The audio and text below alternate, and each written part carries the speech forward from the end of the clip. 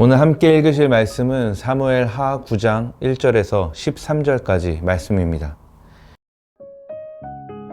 다윗이 이르되 사울의 집에 아직도 남은 사람이 있느냐? 내가 요나단으로 말미암아 그 사람에게 은총을 베풀리라 하니라. 사울의 집에는 종 한 사람이 있으니 그의 이름은 시바라. 그를 다윗의 앞으로 부르매 왕이 그에게 말하되 내가 시바냐 하니 이르되 당신의 종이니이다 하니라. 왕이 이르되 사울의 집에 아직도 남은 사람이 없느냐? 내가 그 사람에게 하나님의 은총을 베풀고자 하노라 하니 시바가 왕께 아뢰되 요나단의 아들 하나가 있는데 다리 저는 자니이다 하니라. 왕이 그에게 말하되 그가 어디 있느냐 하니 시바가 왕께 아뢰되 로드발 암미엘의 아들 마길의 집에 있나이다 하니라. 다윗 왕이 사람을 보내어 로드발 암미엘의 아들 마길의 집에서 그를 데려오니 사울의 손자 요나단의 아들 무비보셋이 다윗에게 나와 그 앞에 엎드려 절하매 다윗이 이르되 무비보셋이여 하니 그가 이르기를 보소서 당신의 종이니이다. 다윗이 그에게 이르되 무서워하지 말라. 내가 반드시 내 아버지 요나단으로 말미암아 내게 은총을 베풀리라. 내가 내 할아버지 사울의 모든 밭을 다 내게 도로 주겠고 또 너는 항상 내 상에서 떡을 먹을지니라 하니 그가 절하여 이르되 이 종이 무엇이기에 왕께서 죽은 개 같은 나를 돌아보시나이까 하니라. 왕이 사울의 시종 시바를 불러 그에게 이르되 사울과 그의 온 집에 속한 것은 내가 다 내 주인의 아들에게 주었노니 너와 내 아들들과 내 종들은 그를 위하여 땅을 갈고 거두어 내 주인의 아들에게 양식을 대주어 먹게 하라. 그러나 내 주인의 아들 무비보셋은 항상 내 상에서 떡을 먹으리라 하니라. 시바는 아들이 15명이요 종이 20명이라. 시바가 왕께 아뢰되 내 주 왕께서 모든 일을 종에게 명령하신 대로 종이 준행하겠나이다 하니라. 무비보셋은 왕자 중 하나처럼 왕의 상에서 먹으니라. 무비보셋에게 어린 아들 하나가 있으니 이름은 미가더라. 시바의 집에 사는 자마다 무비보셋의 종이 되니라. 무비보셋이 항상 왕의 상에서 먹음으로 예루살렘에 사니라. 그는 두 발을 다 절더라. 아멘. 오늘 함께 읽은 말씀은 이스라엘 왕국이 다윗의 선한 통치하에 아주 평온한 시기를 보내고 있음을 보여주는 하나의 사건으로서 그 사울의 손자이자 요나단의 아들인 무비보셋에게 은총을 베풀고 있는 다윗의 모습에 대해 기록을 하고 있습니다.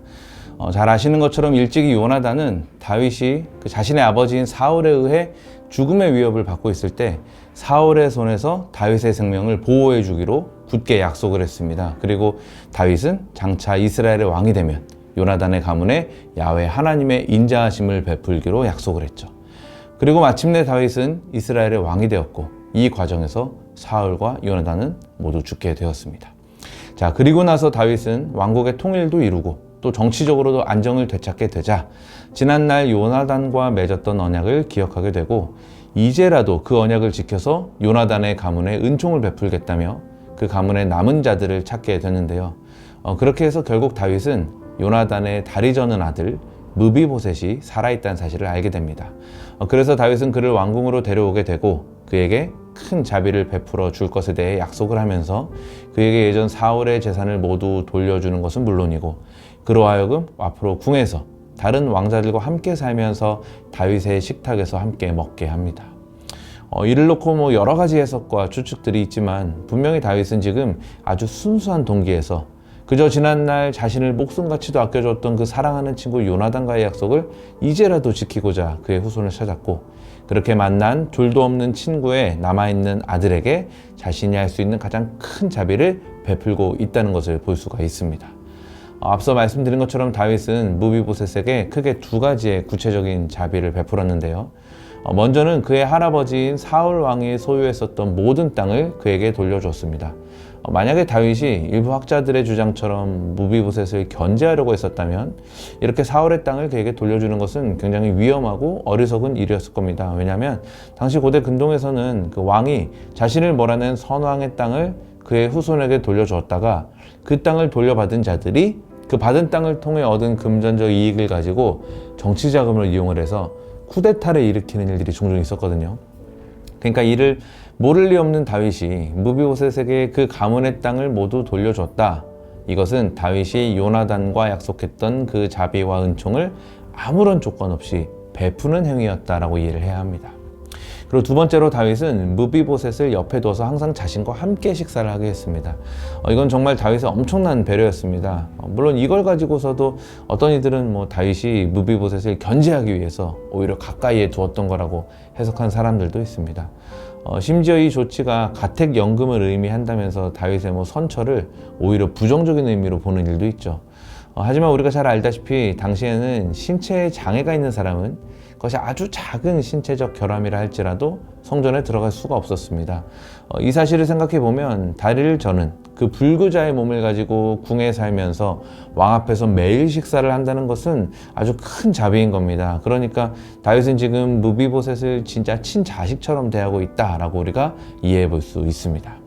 사랑하는 청년 여러분, 이렇게 거의 20년도 더 지난 이미 세상을 떠난 한 친구와 나누었던 그 오랜 약속을 잊지 않고 기억하고 이제라도 지키기 위해서 최선을 다해 노력한다?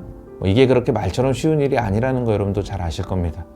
하지만 그럼에도 불구하고 아름답게 그 약속을 지켜내고 있는 다윗의 모습을 보면서 우리는 하나님의 언약 백성으로서 성도가 보여야 할 진정한 신앙인의 모습을 발견할 수 있기를 바랍니다.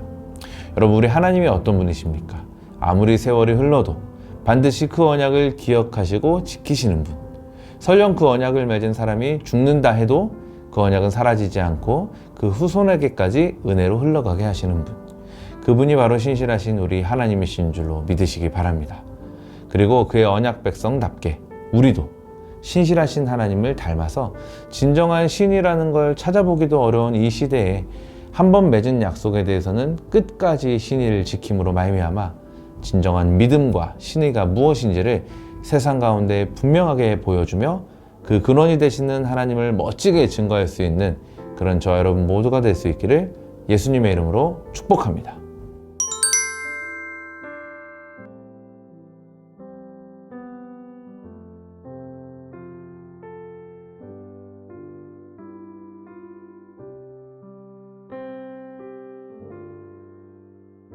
기도하겠습니다. 언제나 신실하게 내 삶을 지키시고 돌보시는 은혜의 하나님, 오늘도 변함없이 나를 향해 손 내밀어 주심에 참으로 감사를 드립니다. 보잘것없는 나의 삶 속에 흔들리지 않고 변함이 없는 거룩하신 하나님의 약속이 있음에, 그리고 그 약속을 지금도 이루어 가심에 더욱 감사하며 그 은혜에 보답하며 살기 원하오니 주께서 나의 마음을 받아 주옵소서. 계속해서 내 삶을 통해 완전하신 하나님의 뜻을 이루어 가실 것을 신뢰하며 감사드리며 내 삶의 유일한 자랑 되시는 주 예수의 이름으로 기도합니다. 아멘.